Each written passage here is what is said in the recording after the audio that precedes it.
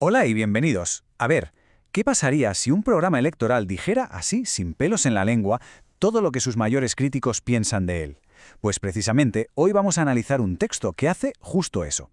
Es una supuesta agenda política de la derecha y la ultraderecha en España, pero que en realidad es una sátira muy afilada. Vamos a ver qué nos descubre este ejercicio de ironía política. Y ojo que el propio autor arranca con una especie de advertencia. La frase es literal. Reconozco que puede parecer una transcripción algo burda. Con esto ya nos está poniendo sobre aviso, ¿eh? Lo que vamos a leer es directo, va sin filtros y claramente busca provocar. Así que desde el minuto uno queda claro que esto no es un documento oficial, ni mucho menos. Es una interpretación súper personal y, por supuesto, deliberadamente exagerada.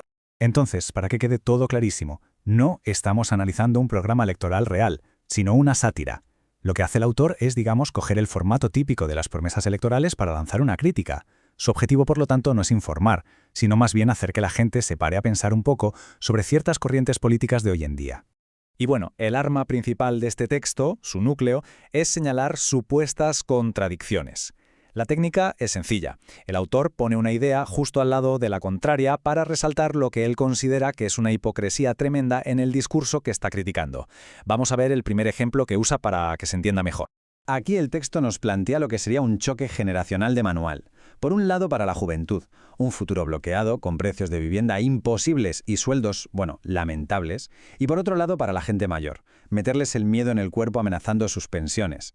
La crítica del autor es evidente. Estas políticas, según él, crean un conflicto donde al final pierden todos, tanto los jóvenes como los mayores. El siguiente punto que toca el autor es el de la natalidad y la familia. La contradicción que señala es esta. Por un lado, una postura muy firme en contra del aborto, incluso alentando protestas, pero por otro, según el texto, ni una sola política real que ayude de verdad a que las parejas puedan tener hijos.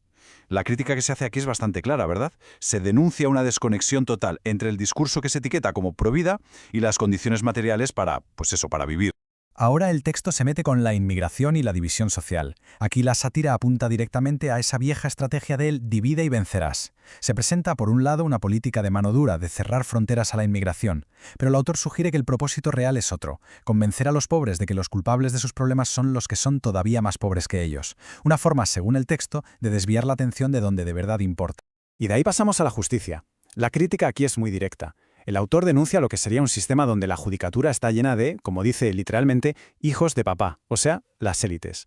¿Y qué conseguiría esto? Pues según el texto, una justicia con dos velocidades. Una para los poderosos, que tendrían la tranquilidad de saberse protegidos, y otra muy distinta para el resto de la gente. Bueno, pues una vez vistas estas supuestas contradicciones, el texto cambia de tercio. Ahora pasa a una especie de programa de reformas, una lista de propuestas ya sin rodeos, muy directas. Y la lista, como se puede ver, es contundente. Eliminar autonomías, ilegalizar partidos, acabar con ONGs, privatizar sanidad, ahí es nada.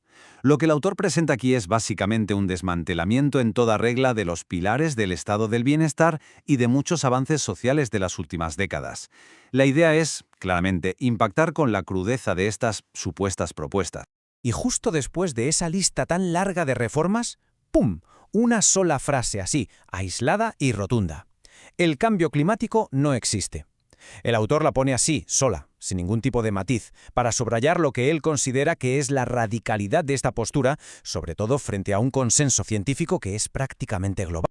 ¿Y todo esto para qué? Pues, según el texto, el objetivo final que lo justificaría todo es este, la mayoría absoluta.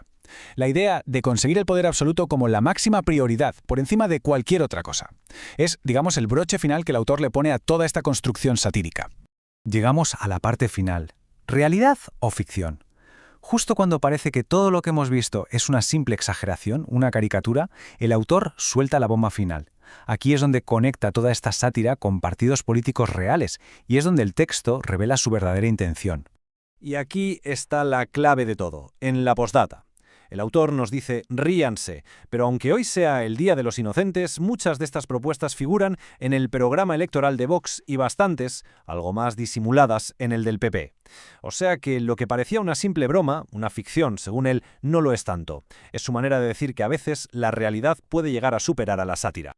Al final el texto nos deja con una pregunta flotando en el aire, ¿no? En política, ¿dónde acaba exactamente la sátira y dónde empieza la propuesta de verdad?